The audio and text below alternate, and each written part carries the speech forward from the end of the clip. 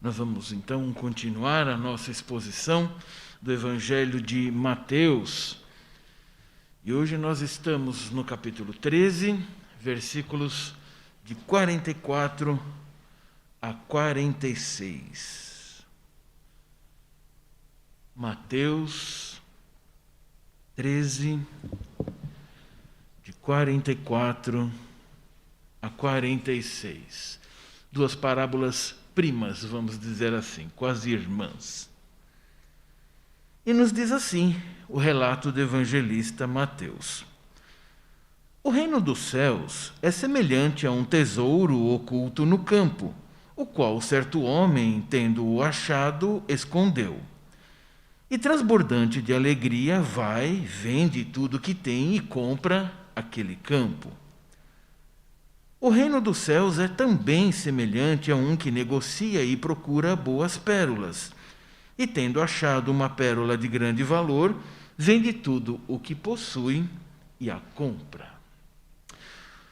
Ó Deus, te agradecemos pela tua palavra, te agradecemos pelo maravilhoso tesouro que é o teu reino e de podermos pertencer a ele, e mais do que tudo, o teu Filho, que é o Rei do reino. Ajuda-nos agora na compreensão da tua palavra, em nome dele mesmo. Amém. Pense em algo que você queira muito, mas queira muito mesmo. Não é simplesmente um querer um pouquinho só que daqui a pouco acaba. Mas aquilo que você quer muito, talvez durante meses, durante anos, ou boa parte da sua vida, mas que você ainda não tenha conseguido. O que você faria se você tivesse oportunidade digna de ter aquilo para você? Será que você realmente pensaria duas vezes? Será que eu fico ou não? Será que eu compro ou não? Será que eu tomo para mim ou não? Veja, provavelmente isso não aconteceria, porque já estava planejado, já estava no seu coração o desejo de obter aquilo. Talvez já tenha feito até sonhos e projeto com aquilo que cada um tem o seu, seja lá o que for. Então, certamente você agarraria aquilo, como a gente diz, com unhas e dentes, e faria tudo o que fosse possível para conseguir. Irmãos, é exatamente isso que esses dois homens fizeram nas parábolas que nós lemos, porque eles estavam diante de algo de imenso valor. Vamos aprender com essas duas parábolas em duas divisões, uma para cada parábola. Elas são muito parecidas, mas é justamente nas pequenas diferenças entre elas que nós vamos ver nuances muito importantes para nós. Então, o título do nosso sermão é Tudo por Tudo. E a primeira divisão, Tudo por Tudo. A alegria do reino é absoluta. A alegria do reino é absoluta. Ainda nessa sequência de parábolas, Cristo vai apresentar essas outras duas ligadas às anteriores. Vamos sempre recordar isso, não é? Nós temos falado e exposto em sermões estanques, mas vamos lembrar, isso foi muito provavelmente um único discurso de Cristo. Então elas estão muito interligadas e sempre precisamos voltar e perceber como elas estão entrelaçadas, porque é isso a chave hermenêutica para que nós possamos compreender. Nestas duas parábolas veremos dois modos como o reino de Deus pode ser encontrado, o que efetivamente move os homens para desejarem entrar nesse maravilhoso reino. Nós já sabemos que é maravilhoso, mas o que move os homens para entrar nesse maravilhoso reino? Isso vai te ajudar muito a você se lembrar, compreender, aprofundar o conhecimento de como você mesmo foi inserido nesse reino e como outras pessoas que ainda não fazem parte podem vir a fazer. É importante nós lembrarmos a expressão reino dos céus, especificamente em Mateus, Porque este reino pode ser dito de outras formas: reino de Deus, reino do Filho, reino da maravilhosa luz. Há tantos nomes, como o próprio Deus tem tantos atributos e nomes. Mas Mateus trata de cuidar de usar reino dos céus. Esta é uma característica que ele quer deixar bem claro para mostrar a transcendência desse reino. Muito embora o reino esteja se instalando neste mundo, ele não é deste mundo. Ele não se compara a nada nesse mundo. Os homens precisam entender, então, o verdadeiro valor desse reino transcendente. Como temos visto nessas parábolas, elas sempre trazem algo transcendente, sobrenatural, o seu significado, e elas sempre trazem algo fora do normal. Lembram-se? Os muitos frutos. Lembram-se? Uma única mulher fazendo alimento para 150 pessoas. E aqui nós temos também o mesmo estilo usado por Cristo. 2 homens vendem tudo.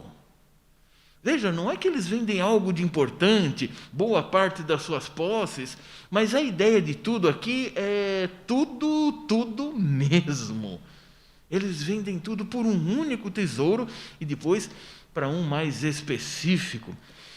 O foco de Cristo é mostrar o reino dos céus como sendo o que há de mais valioso, de tudo que se possa ter ou tudo que se possa ser.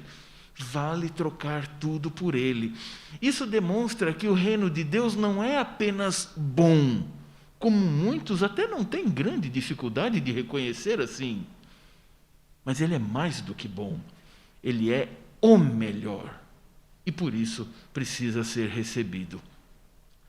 Mais ainda, na própria leitura você percebe, são parábolas curtíssimas, de uma velocidade muito grande, estilo que nem é tão característico de Mateus. Marcos é mais assim. Mateus ainda se delonga, se estende um pouco mais. Lucas mais ainda nos seus relatos normalmente. Mas essas são curiosamente muito curtas, justamente para mostrar a urgência, a rapidez da decisão que precisa ser tomada. É interessante, justamente sendo curta, você não vê nenhum outro personagem citado. Você não vê os familiares, você não vê os filhos, você não vê a questão da herança, você não vê a esposa, você não vê o cartório onde a coisa aconteceu, como se fosse assim naqueles dias, você não vê nem sequer o dono, você só sabe que tem o tesouro, o campo e eles compram. Simples assim.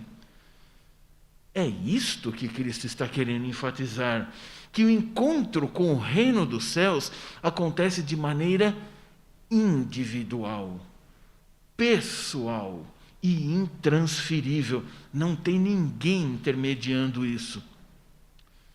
E mais, se é pessoal, intransferível, é de sua responsabilidade, você vai dar conta da sua resposta diante a esse encontro com o tesouro que é o reino de Deus.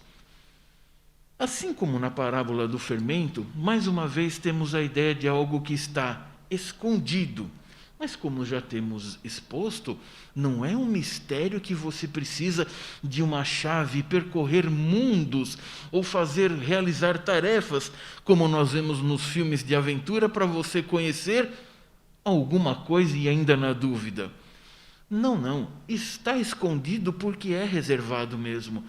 Mas quando te é mostrado, você pode ver, entender plenamente.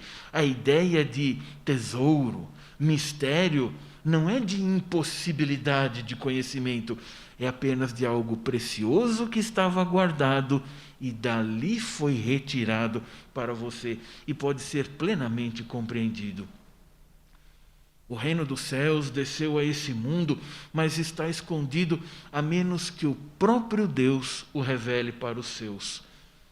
Como o valor do reino dos céus é realmente alto, ele precisa ser guardado. Aliás, esta é uma das grandes características de um tesouro realmente valioso, estar muito bem guardado. É isto que quer dizer que o homem viu, achou, percebeu o valor e escondeu.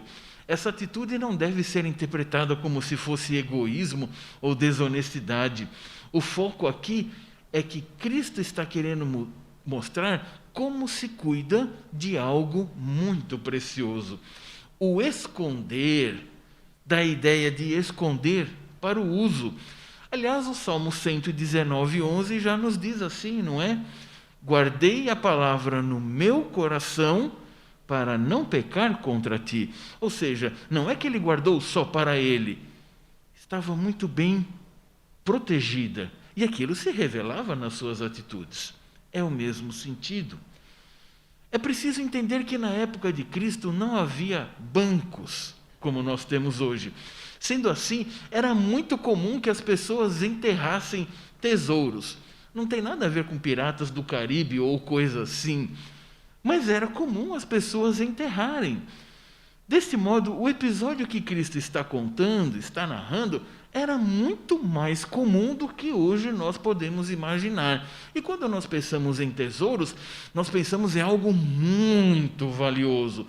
Não, muitas vezes as pessoas encontravam coisas valiosas. Apenas.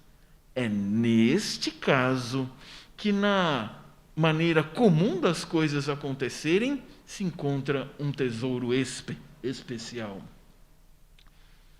Pela lei judaica, tudo que estivesse em um campo seria passado para a propriedade daquele que adquirisse o campo. O dono soubesse disso ou não, o comprador soubesse disso ou não. Se ele comprou o campo, ele compra com tudo que tem ali.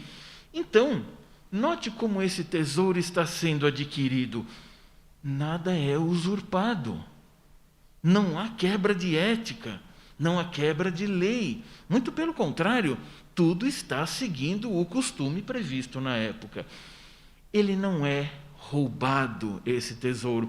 Talvez alguém, ainda que pensando de maneira ruim, pensasse, mas já que ele achou e ninguém viu, por que esconder e comprar? Não seria muito mais fácil simplesmente levar embora quem estava ali vendo? Isso mostra a ética do reino e de como se entra no reino. É assim que se entra no reino dos céus, apenas através de um único caminho. Não existe porta dos fundos, não existe janela para que você possa pular e entrar dentro dele. O caminho é apenas um: desistir de tudo o que se tem, ainda que se tenha levado uma vida inteira para conseguir. É importante notar, não foi uma criança que encontrou o reino, não foi um jovem que encontrou o reino. É dito que foi um homem. Isso pressupõe idade adulta e já pressupõe então uma certa idade avançada, o que também por sua vez pressupõe muitas conquistas em sua vida. Uma criança desistir de um brinquedo pode ser difícil, nós sabemos, mas ainda é uma desistência relativamente fácil. Um adolescente desistir de algumas coisas também é muito difícil para um adolescente, mas ainda está numa fase de formação e pode desistir um pouco mais facilmente. Agora, um adulto com suas conquistas e que pode achar que o seu braço forte conquistou alguma coisa, desistir não só de tudo que tem, mas desistir daquilo que se é muito mais pesaroso. Certamente é muito mais custoso. E é isto que está em questão. É assim que se entra no reino, do jeito certo, desistindo de você mesmo. Bem, e para isso nós temos o maior exemplo de doação de vida a ser seguido por todos os discípulos. Somos nós, o exemplo de Cristo. Ele deixou a sua glória e somente assim, vindo e obedecendo, obteve a aprovação do Pai Celeste. Amados, a renúncia está em questão aqui. Toda a sua vida passada até o momento em que você se depara com esse tesouro. E isso não é novidade para os discípulos e nem para nós. O próprio Mateus já havia dito isso em 10:37, quando fala de deixar pai, mãe, família, coisa tão próxima e tão valorosa, na verdade, sem preço. E também é preciso desistir de si, na sequência, no versículo 38, quando você deve tomar a sua cruz. Ninguém toma a sua cruz se quiser levar junto a sua própria maneira de ser. É uma coisa ou outra. À medida que o reino avança no Evangelho de Mateus, suas exigências vão ficando mais claras e mais amplas. Não é apenas uma porção da vida, não é apenas alguma área em questão ou no tema da parábola, é toda a vida. O homem vai aprendendo que todo o seu ser precisa ser entregue a Cristo. Mas veja, nem tudo é apenas tristeza e sofrimento ao deixar as coisas para trás. Na verdade, isto é uma bênção, isso era fonte de genuína alegria. Aliás, é justamente isso que nós lemos no texto, não é? O homem sabia que tinha que vender tudo, mas ele foi tomado por uma alegria plena e concreta. Esta alegria traz a ideia de júbilo que permeia todo o ser.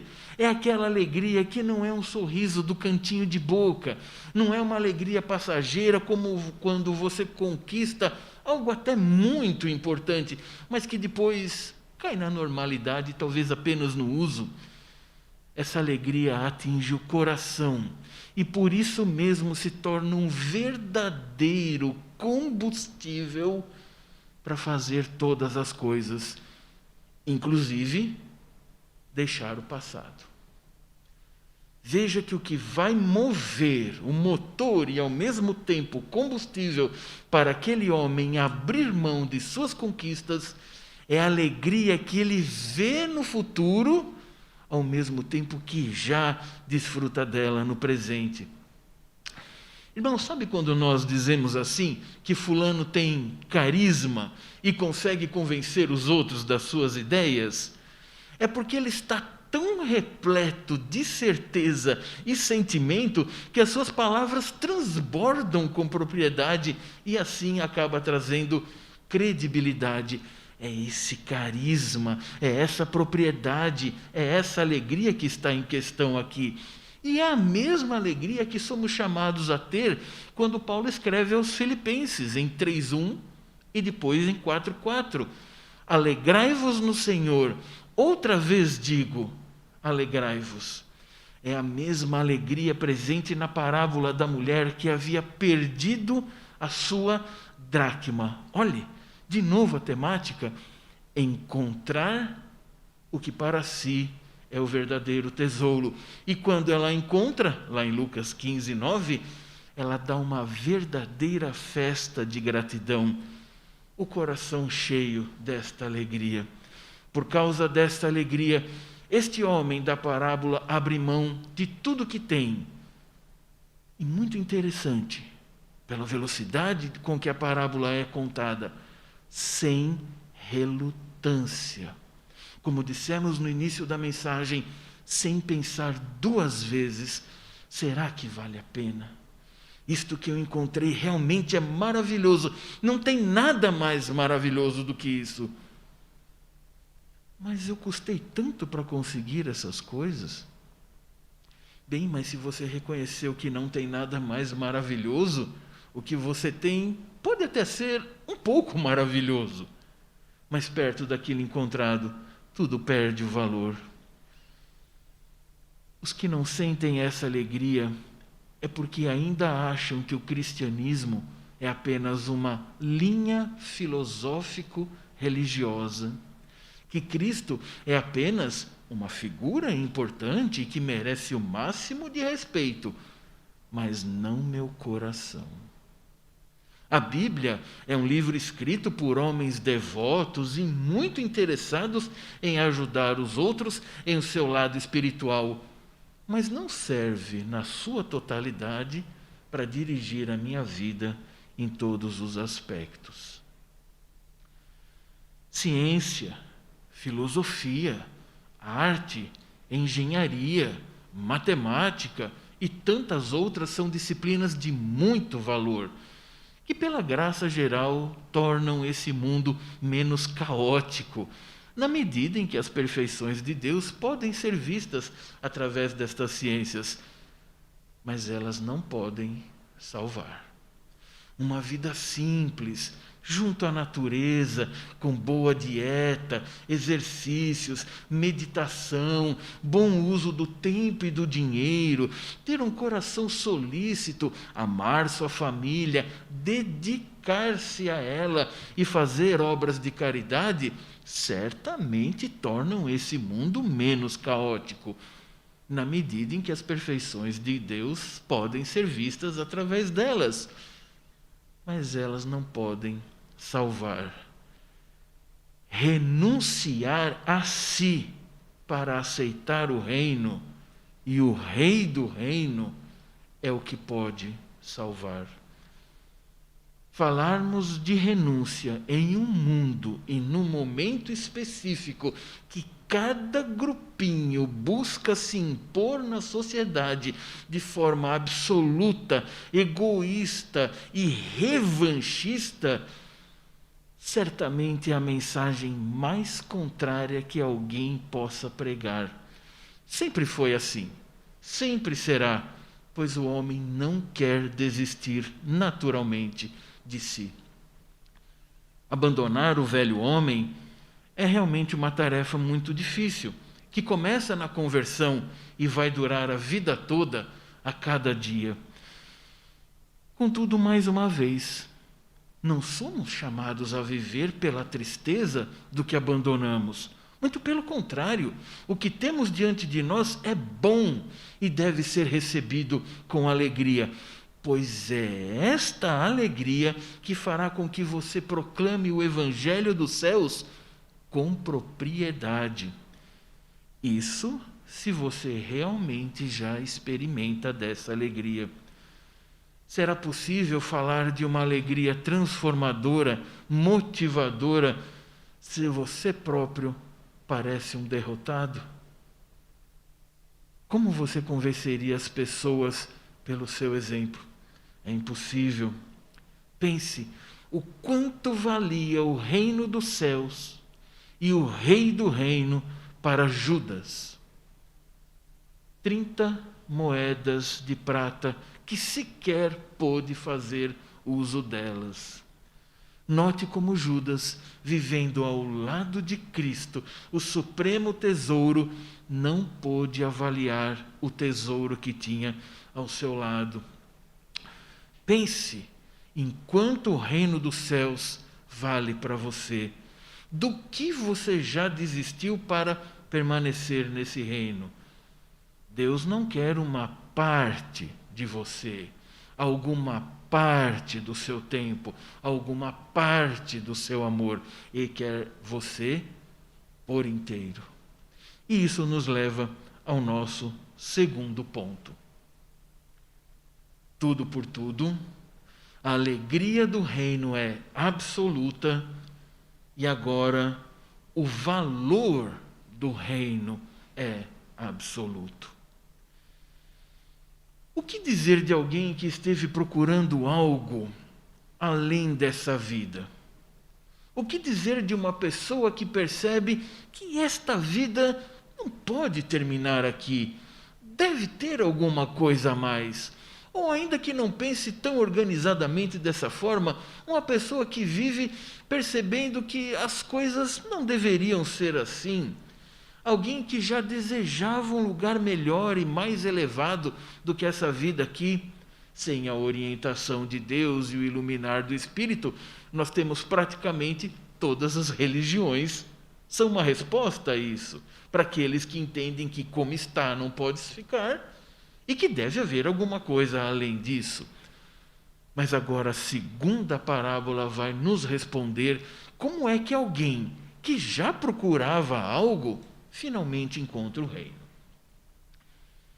Enquanto que na parábola anterior o reino é comparado a um tesouro amplo, genérico, nós não sabemos o que tinha lá, e que foi encontrado por um homem sem querer. Ele estava andando pelo campo e encontrou. Veja que ele não estava nem à procura de um campo. Ele, encontrando o tesouro, decidiu comprar o campo. Já nessa segunda parábola, nós temos o contrário. O homem já era um negociador de pérolas, mas nunca esteve satisfeito com o que tinha encontrado até aquele momento. Aliás, é por isso que ele estava procurando. Há pessoas que se deparam com as coisas de Deus e outras que as procuram, muitas vezes durante muito tempo, se não quase a vida toda. Tanto em um caso como em outro, se isso acontece, certamente já é fruto da ação do Espírito soberanamente agindo no coração daquela pessoa, porque ninguém que está morto nos seus delitos e pecados vai cogitar pelo correto e muito menos querer o correto, e ainda que pudesse, não teria forças para conseguir o correto. Não há mérito algum em nenhum dos casos, mas Cristo está mostrando a manifestação do poder dele. Assim, nós acabamos aprendendo, ainda que de passagem, um pouco da manifestação, da atuação do Espírito Santo. Ele é como o vento, e por isso não podemos entender todas as suas ações. Na verdade, nós vemos um pouco do resultado da sua obra, seja pela surpresa ao encontrar o reino e ter uma resposta positiva, seja por já procurar este reino. Sempre a ação do Espírito e iniciativa de Deus.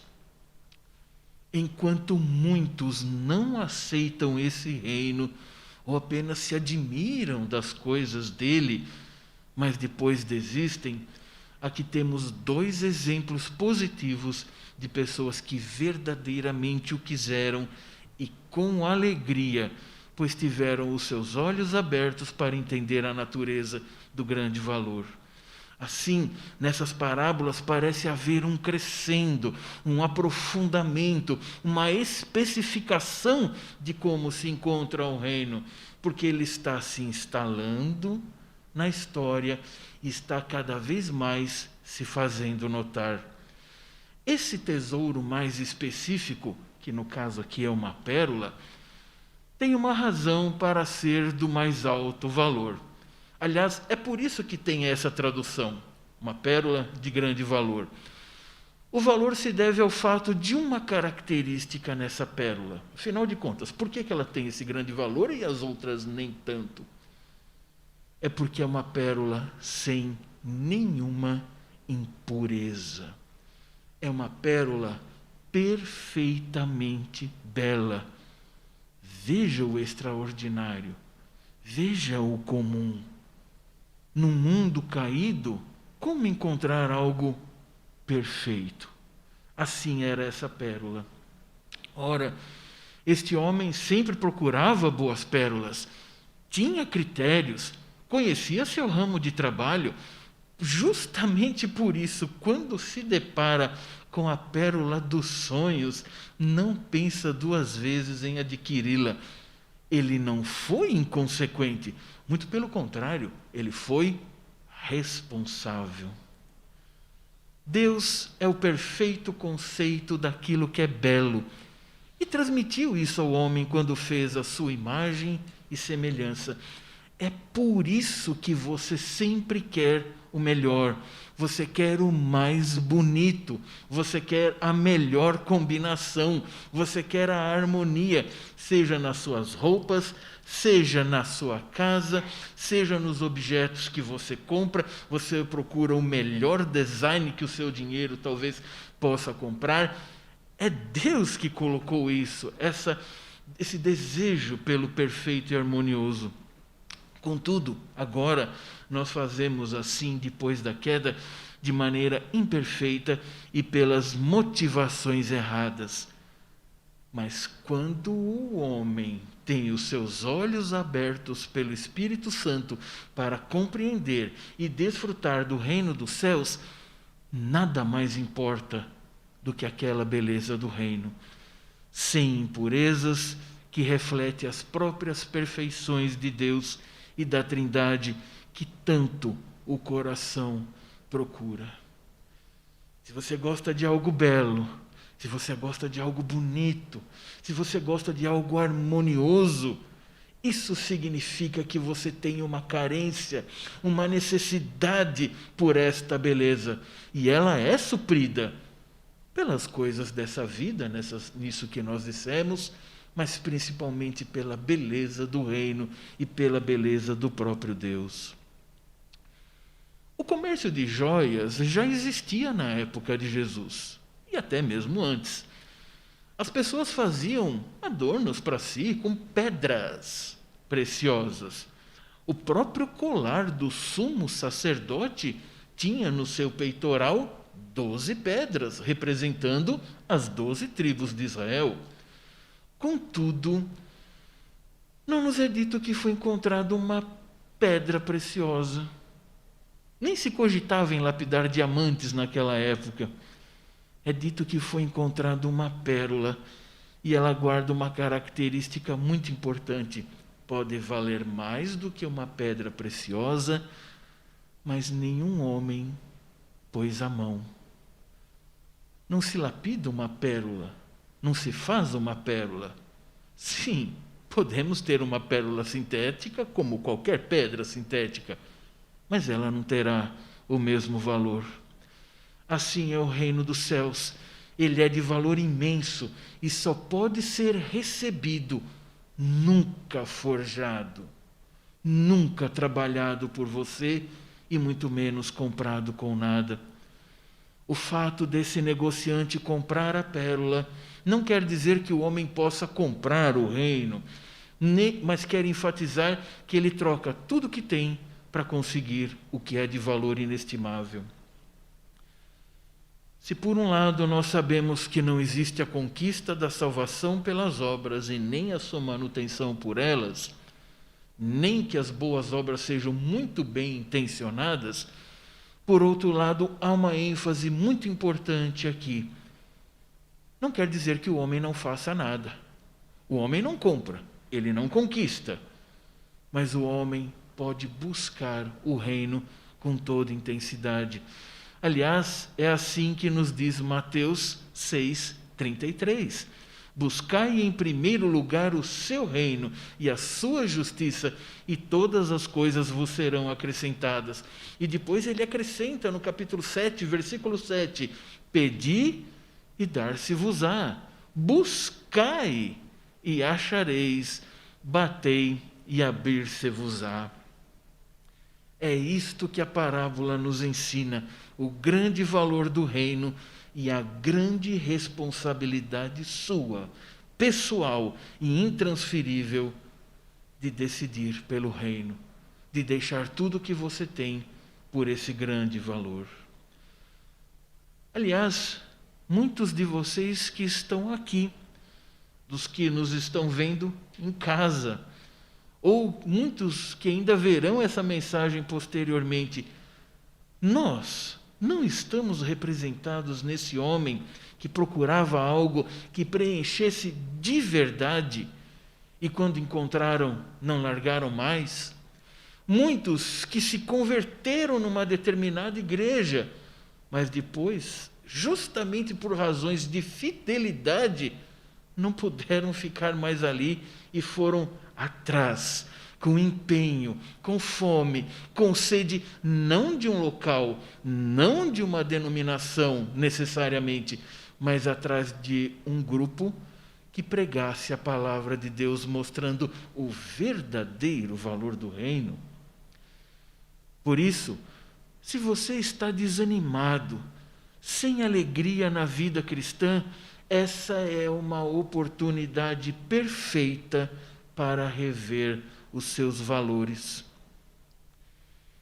Quando falamos em abandonar coisas antigas e passar a usufruir das novas, pode nos dar a impressão que temos que abrir mão do que era nosso para ganhar coisas novas.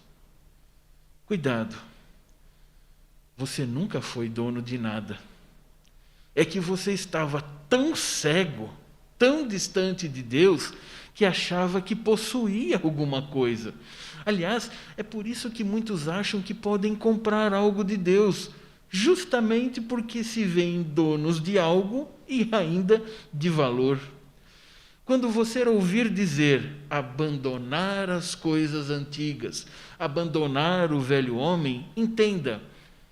Na verdade, quer-se dizer abandonar o amor que você tinha por aquilo que você pensava que era seu, mas nunca foi, porque tudo sempre é de Deus. Desculpe. Tem uma coisa que é sua. Um elemento importante que é seu. O seu pecado. Este é bem seu.